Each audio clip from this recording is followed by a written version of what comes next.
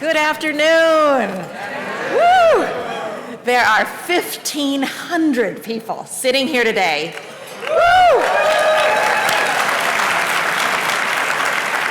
And you all are the living legacy of the movement that President Clinton signed and ignited 25 years ago.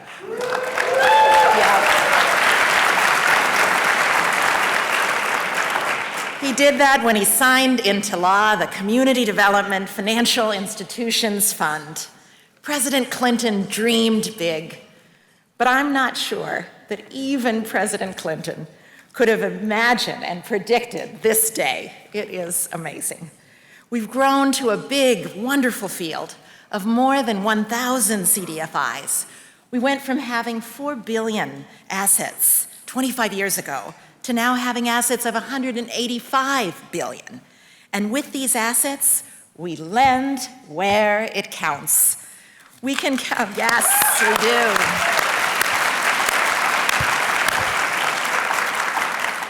do. We can count literally millions of jobs and affordable homes financed, and so many lives forever changed by this work. This is the real impact of our field.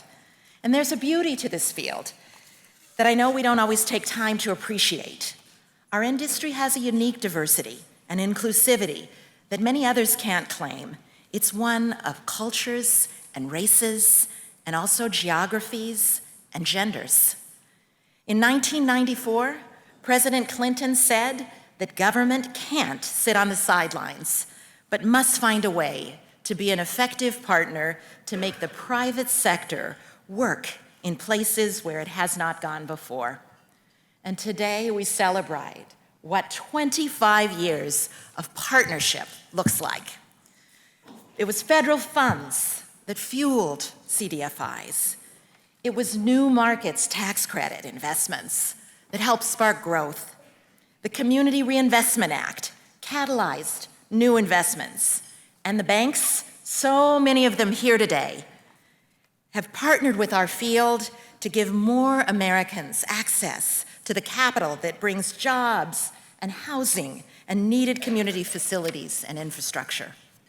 President Clinton said 25 years ago, we've got to find ways to reach into the isolated places of America to bring the promise of America.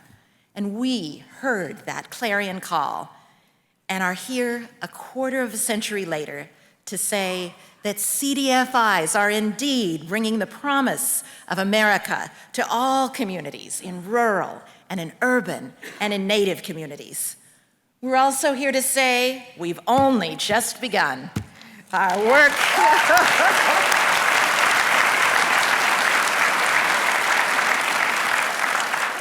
We are here to say our work is not done, and whether we are ready to go deeper.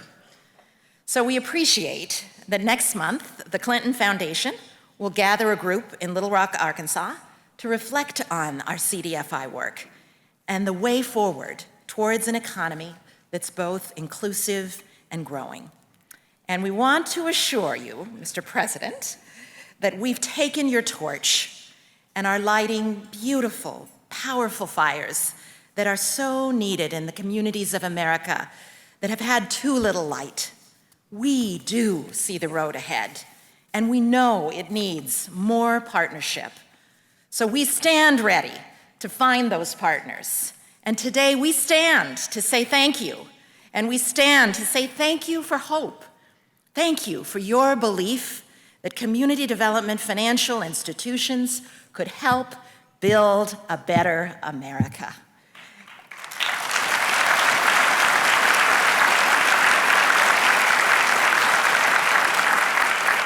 And now, ladies and gentlemen, it is my great honor to introduce the 42nd President of the United States, William Jefferson Clinton.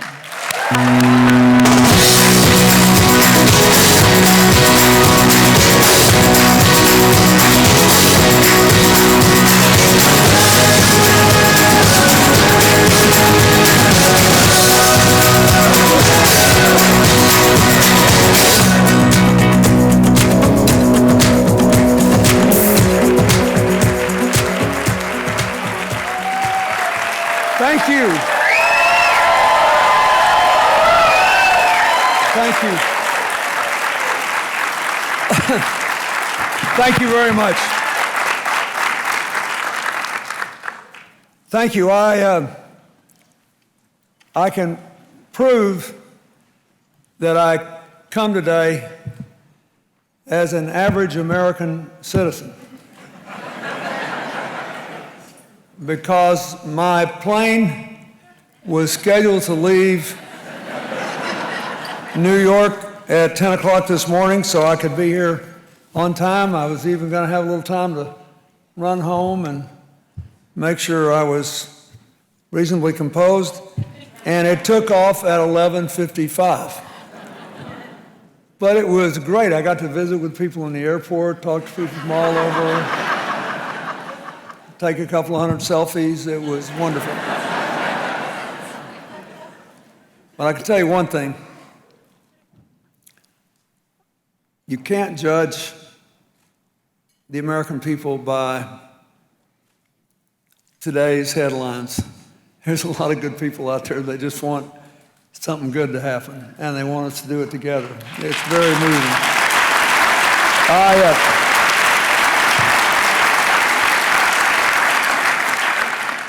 When Lisa introduced me, I thanked her for the work she did with Tom Vilsack, former governor of Iowa, when he was Secretary of Agriculture.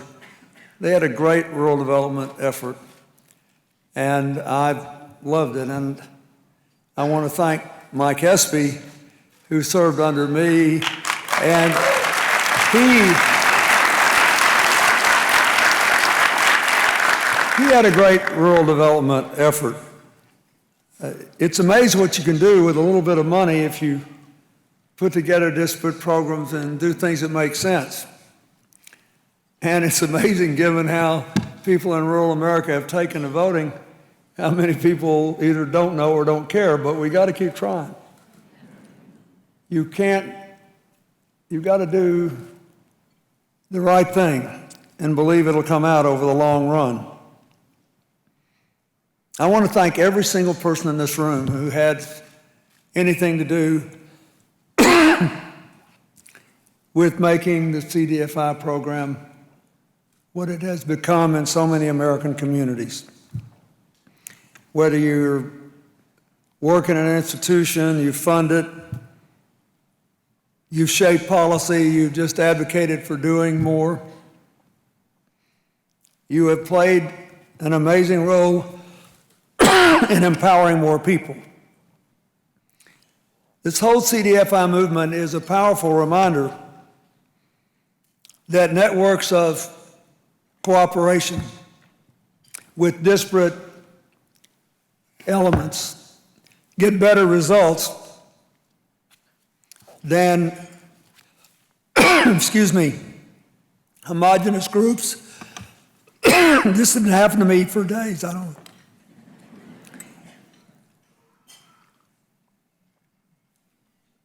I may be getting some warning from on high that I'm about to say something I shouldn't, but I don't think so.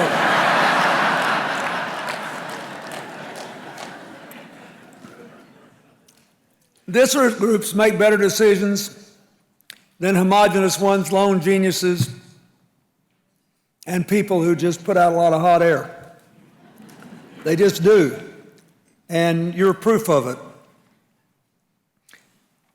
Complex problems with a lot of moving parts are best addressed by people who are inclined to work together but have different levels of knowledge and experience. For me, it didn't just begin on that happy day in September of 1994 when I was able to sign the Regal Act into law,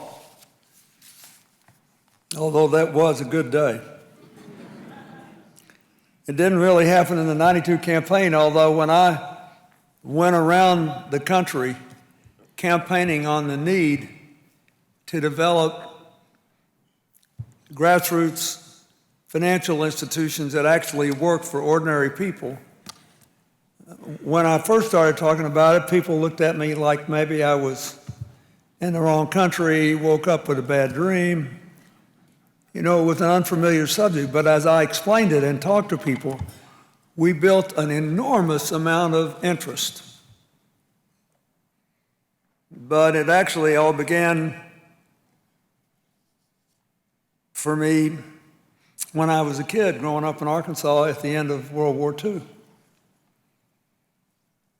And we still had community banks. And for those that didn't have access to community banks, we had people in communities that would just loan people money on the basis of their reputation. And I watched what worked and what didn't, and I saw early enough how much better it was if people were able to give folks a chance without regard to their race, which too few were willing to do for too long. And it really began when Hillary's longtime friend, Jan Piercy, who's sitting here on the front row or in the front table, went to work for the South Shore Bank in Chicago and started telling her and then me about how great it was. Think of it, a bank not giving up on the South Side. It may seem logical today. If you'd seen it back then, you wouldn't think so. A bank that would loan money to individual African-American carpenters and Croatian electricians to save high-rises that people thought were nothing but junk so that decent people could have a place to live, they could be proud to live in, and jobs could be created, and a whole community and culture could be preserved. And you could actually make a living as a banker doing something like that. So Jan introduced me to Ron Glazinski and Mary Houghton and all the other great people that came along, and finally I got to meet Muhammad Yunus in 1983, I think, right? And so I was about the only guy in America running for president in '92 who was talking about a Bangladeshi who I thought had an idea that would work in America.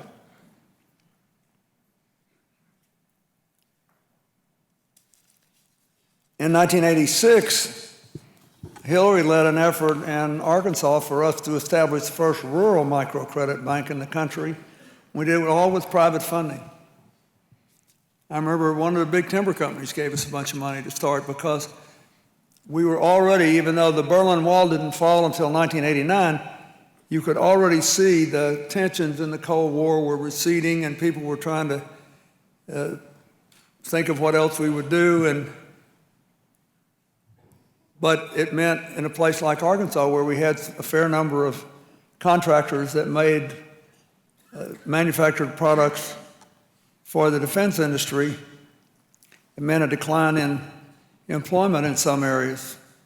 Even in our state, we were one of only 8 states that gained manufacturing jobs in the 1980s, but there were parts of the state that were losing jobs. And people were still losing jobs, and black farmers were still losing their land in the Delta in South Arkansas. So we wanted to do something about it, and we literally raised the money, all private money, to start the Southern Bank Corporation. And I began my long struggle to convince the people in Norway to give Muhammad Yunus the Nobel Prize.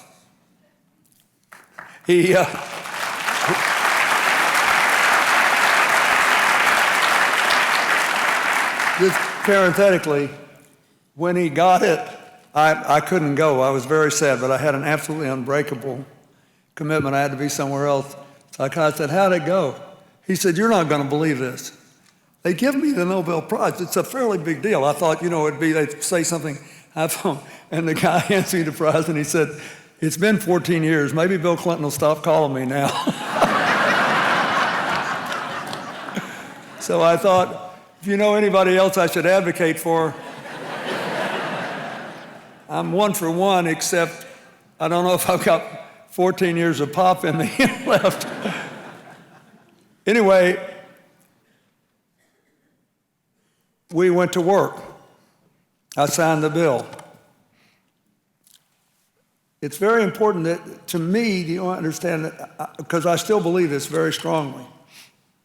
There's a general theory that politicians don't affect the economy very much. They just get all the credit for it when it's good and all the blame for it when it's bad, but they have only marginal impact. And what I would like to say is, that's true, but all things that matter, except in collapses, happen at the margins.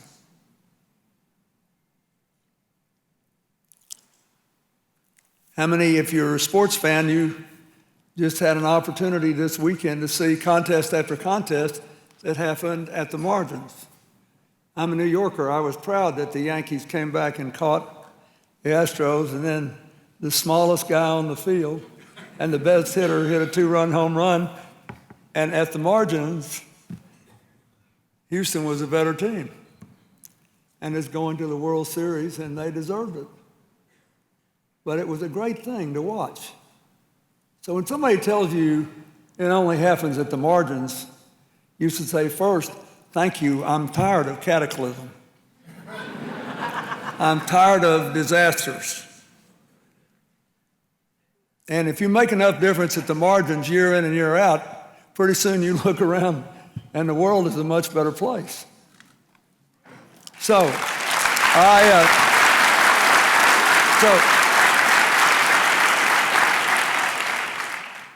my theory was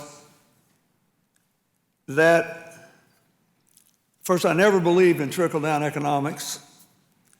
And I never believed in it, first of all, because I don't believe in trickle-down.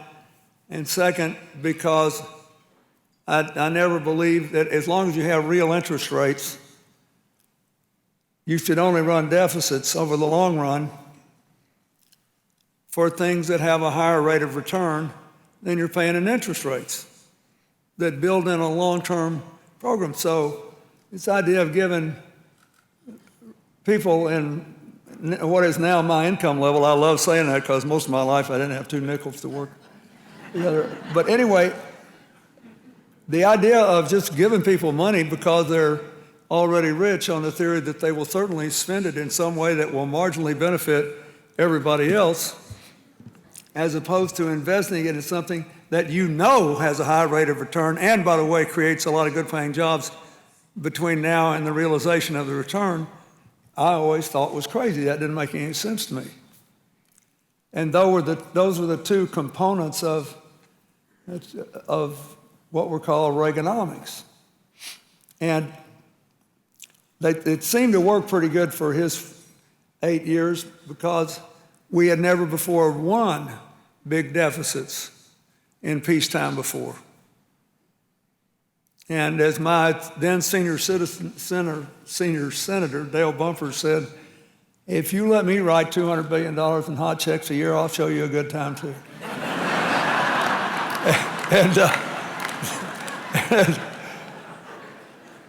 All of us troglodytes who were raised with this different mentality, they thought we just didn't understand.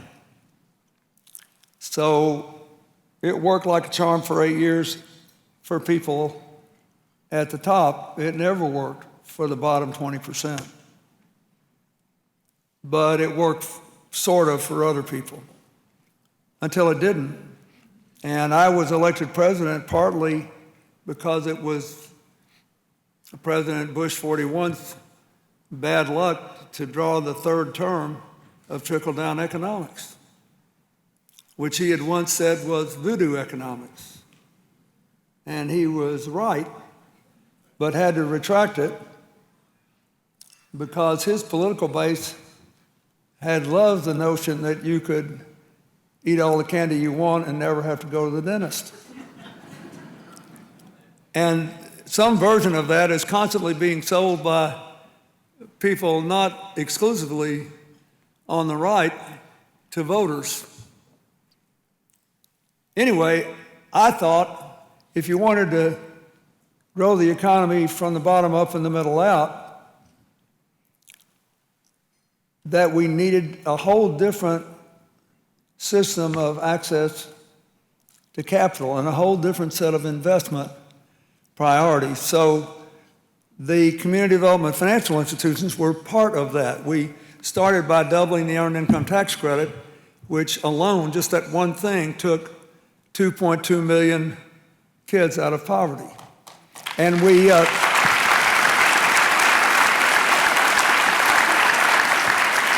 I tried repeatedly to do more with it because we gave single people some benefits for the first time.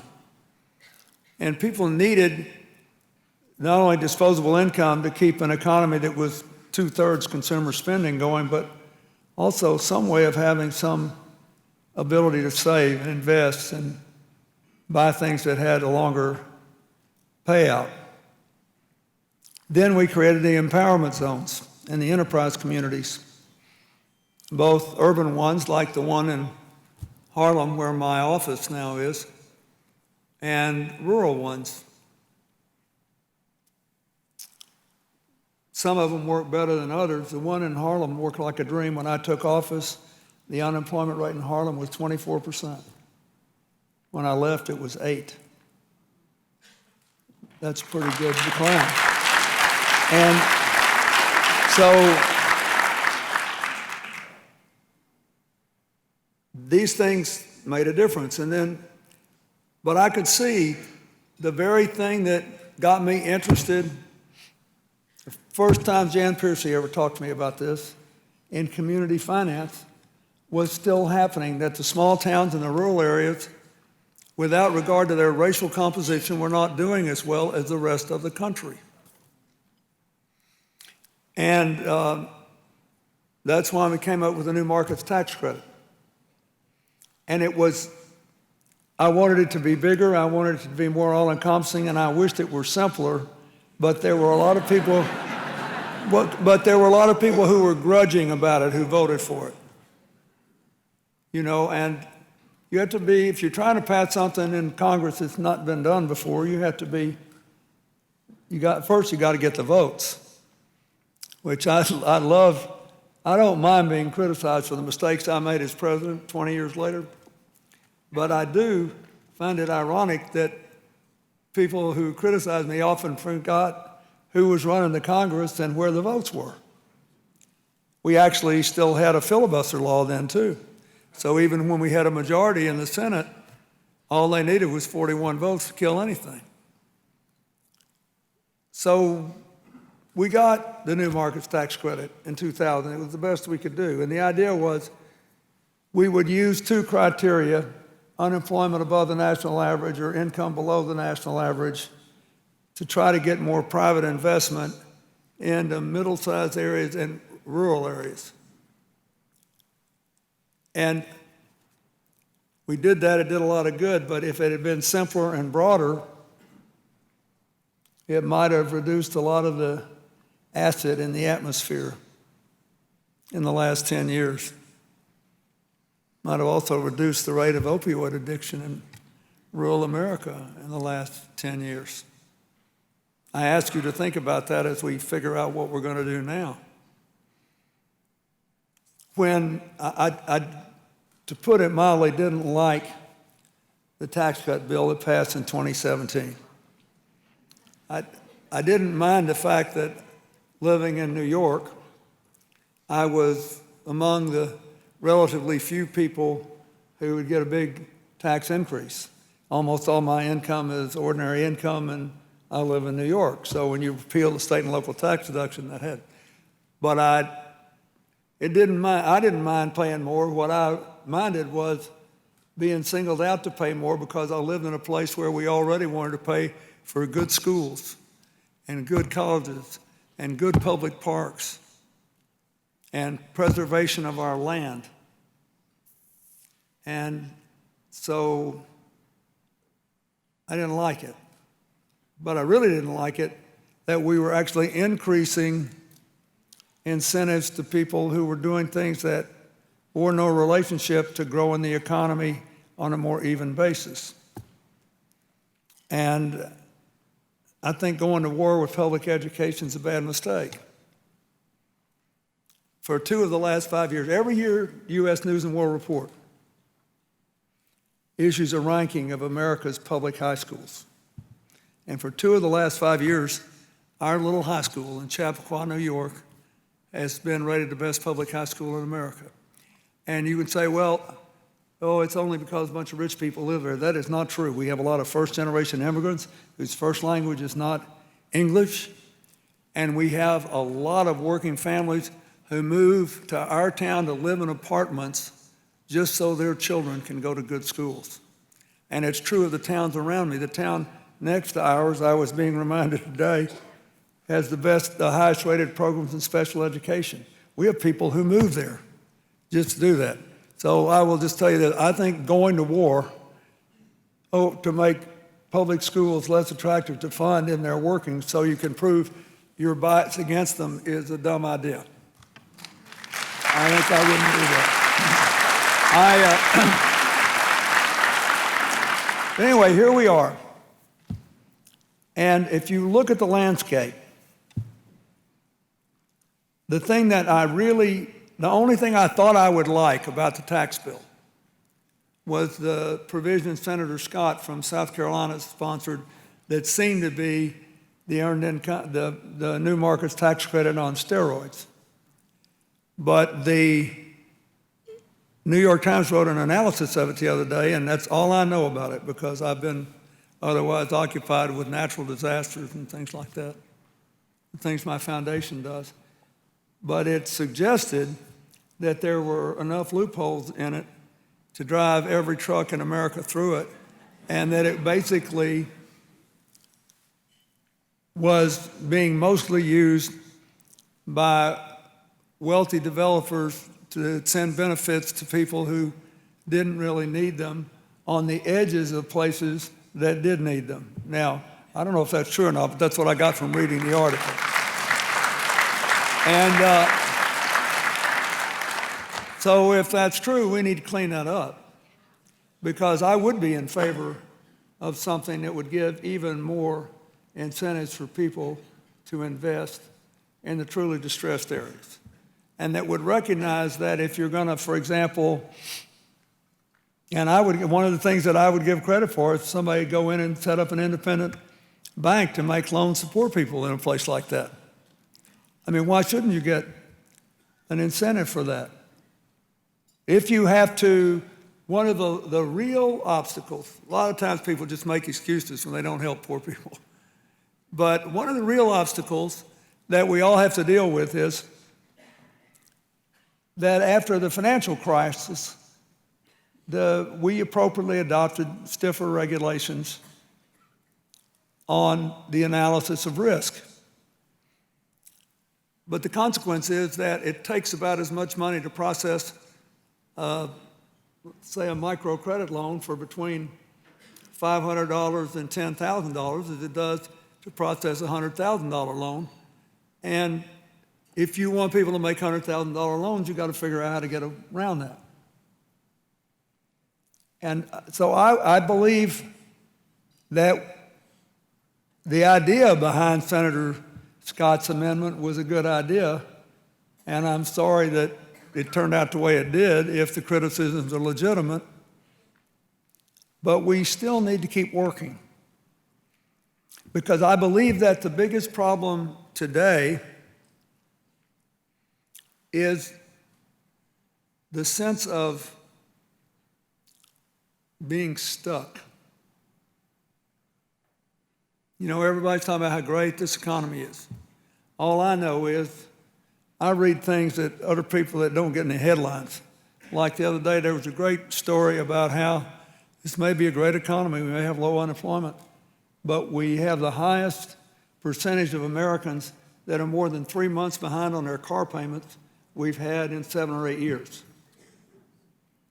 Now, that tells me a lot, because the average working person who can qualify to get a car loan in the first place tries to make that payment. The last thing you want to do is lose the car.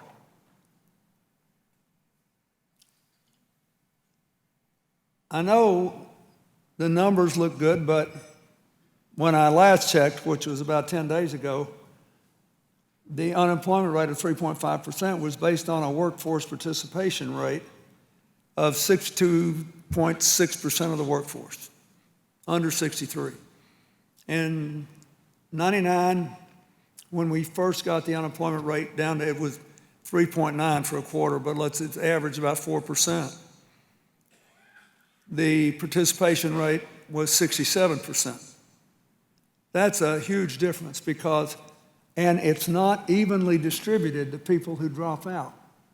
It's concentrated on people who either lack certain skills or who live in certain areas. So these numbers are often canaries in the coal mine to deeper problems. And I believe people come up to me all the time and say they're frustrated about how we yell at each other and scream at each other and stay inside our little bunkers. And they say, now, is this an economic problem or a cultural problem? You all had that debate? And I say, well, it's both. I think it's cultural more than economic because of the way it's been whipped up and reported. But I think it would not have taken hold if it hadn't been for the economic problems. For example, if you go back to 2016, President Trump's voters had a per capita income, median voter, one in the middle, had a per capita income $1,000 higher than a Hillary voter. But the counties Hillary carried had 64% of the GDP of the country, and the counties he carried had 36%. So, and that's consistent. When I was born in World War II, right at the end of World War II, my native state had a per capita income 56% of the national average. Only Mississippi was lower at 48. My first home and a workplace was my grandfather's little store across the street from the town cemetery, where almost all of his customers were African Americans, and there were no food stamps or any of that. So when people were working and not getting paid, which happened frequently, he just gave them credit because he said, if you're working, you deserve to feed your kids. And he didn't have much more money than they did. But one of my mother's most prized possessions was my grandfather's account book when he died at only 57. And he was really proud of all the people who hadn't been able to pay him back yet, because he was proud of the fact that he'd lose what little he had to make sure people could feed their children if they were trying to work. Now, why am I saying that? Because all these people believed that if they just worked hard enough, they could do better. Yes, race was a barrier, but they still believe that. They thought, somehow, some way. And a lot of, and Mike's nodding his head, a lot of African Americans and Caucasians in Arkansas and Mississippi went up north to Michigan to make a living in the car industry after World War II, or went somewhere else.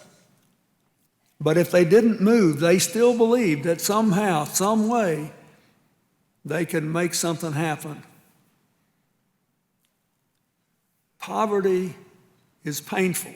It has terrible consequences. If it's persistent, it really is.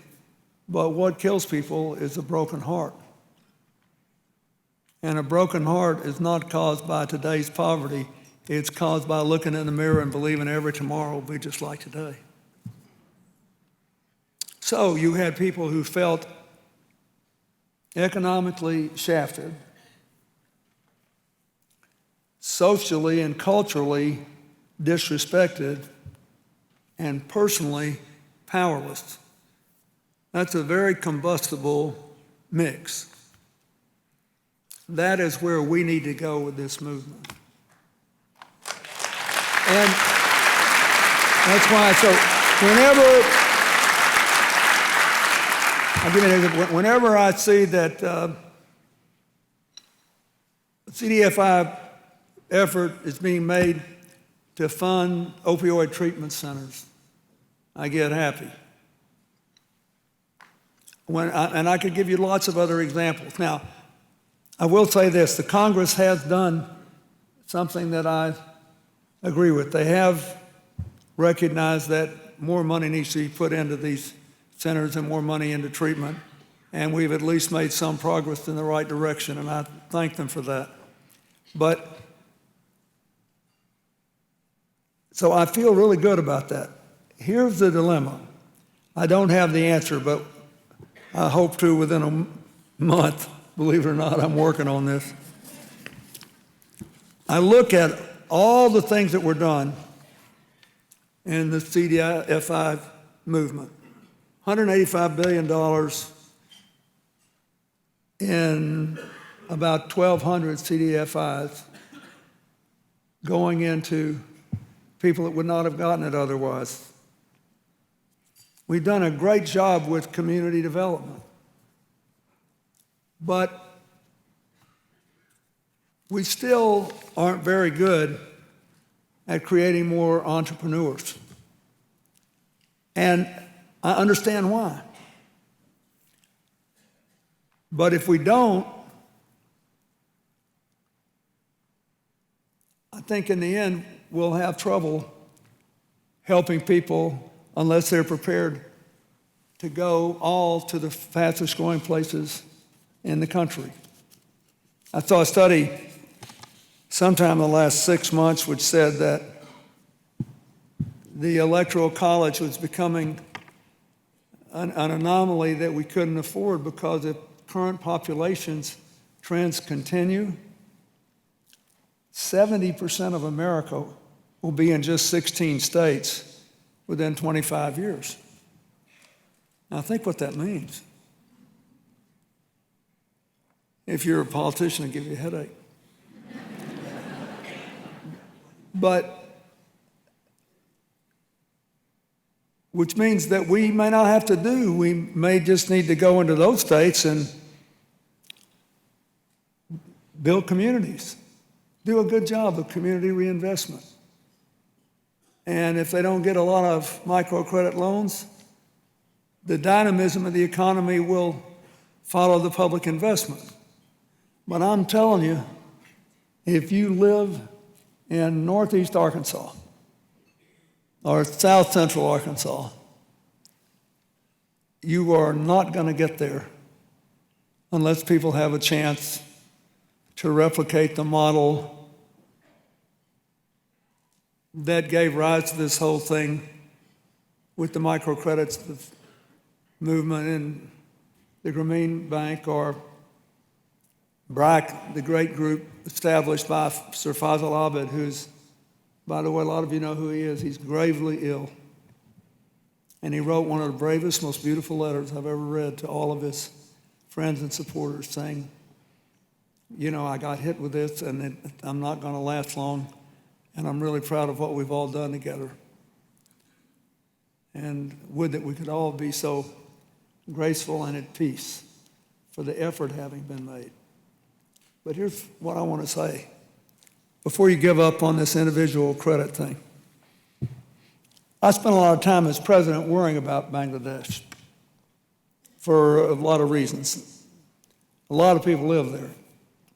They have a political system that often over the last 25 years has been dysfunctional because largely there's two groups warring, gathered around two women politicians, one of whom lost her father, one of whom lost her husband to political violence in former times. And they became very adroit, very strong, and they would swap off. Not intentionally. It's just that sometimes one of them's group would win, the other would win. And then this whole system began to atrophy And sometimes one side would encourage the other not to vote, or their own people not to vote, and it began to get dysfunctional. So I was really worried, and after I left the White House, I worked it pretty hard, and I knew them both, and I did what I was supposed to do, I thought.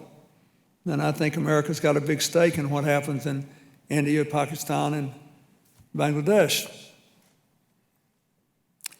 So after I left office, I noticed that the whole thing fell apart. They couldn't establish governments for about 3 years. It wasn't a functioning government. And so when finally they put a government back together, I checked the international figures to see what had happened to this, one of the poorest countries on earth, 3 years with no government. Because the country was so thick with microcredit loans from Grameen, from BRAC, and other places, they had grown 6% a year for 3 years. Now, it would take 200 million such loans in America to grow ours, but we don't need that because we're not dealing with 100 million people. We're dealing with, 50,000 here, 40,000 there. Even in the neighborhoods, the urban neighborhoods, which are credit deserts now, and I still think in the cities we need help. I think this effort to put more nutritious food in people's bodies is really important. I think the effort to organize neighborhood groups to fight against the narco trafficking and the overdoses is important. But in the rural areas, I think there are going to have to be more actual business loans. And so if you can figure out what I could do to make it more attractive and what we could do to make it more effective, I'd like that. I remember when I did a lot of work right at the end of my term trying to improve the credit situation for Native Americans living on tribal lands without a casino. And I remember getting on the internet and ordering back when that was a novel thing. I'm old, I hadn't been there in a long time. But I ordered Christmas gifts from Native American craftspeople from their website, which was at the time quite unique. And about the same time, only a little bit later, Hillary got elected to the Senate in New York and realized that rural New York was not much different from rural Arkansas, and those people were not connected to any kind of economy. So she organized the whole program, and I remember meeting a man who had 3 employees and made beautiful fishing rods in upstate New York. He was so proud of his fishing rods. And all of a sudden, he more than tripled his sales and went to 12 employees, and 100% of his business went to fishermen in Norway because of the internet. So what does that tell you? It's just not true that country people can't benefit from, good, rapid, affordable broadband. But somebody has to be willing to teach them how to do it and what to do. That makes the bank loan more attractive because then you can see how they'll make enough money to pay it back. I know I'm preaching to the saved here on this, but I want you to think about this. What do you want somebody who used to be president to stand up here 25 years from now and say? I want you to, we got the best collection we'll ever have here of all of you who believe in this. And I want to thank the sponsors, including a lot of the big financial institutions in this country for helping. But what do you want it to be? And how are we going to get from here to there? I believe in what you're doing. And as many of you know, I try to use my presidential center to continue to highlight the issues that are important. Justice Ginsburg came to Arkansas the other day. It was President Trump's third best state. And in 2000, no, it was John McCain's third best state in 2008 when he lost. And it's one of the, anyway, it's not, from my point of view, in the best shape right now on that, because who I am, but we had 15,000 people in the local basketball arena to hear her talk, and 15,000 more were turned down because the fire marshal wouldn't let them in. And that's because I think there is a hunger for things that seem on the level. And this whole deal, what you do, there's not enough money in it, not enough glory in it, not enough cheap thrills in it. You're on the level, like by definition, right? So, anyway, we're going to spend a day talking about all this at my presidential center in Little Rock on November 20th. And I hope that a lot of you will be there. Some of you have already agreed to be there.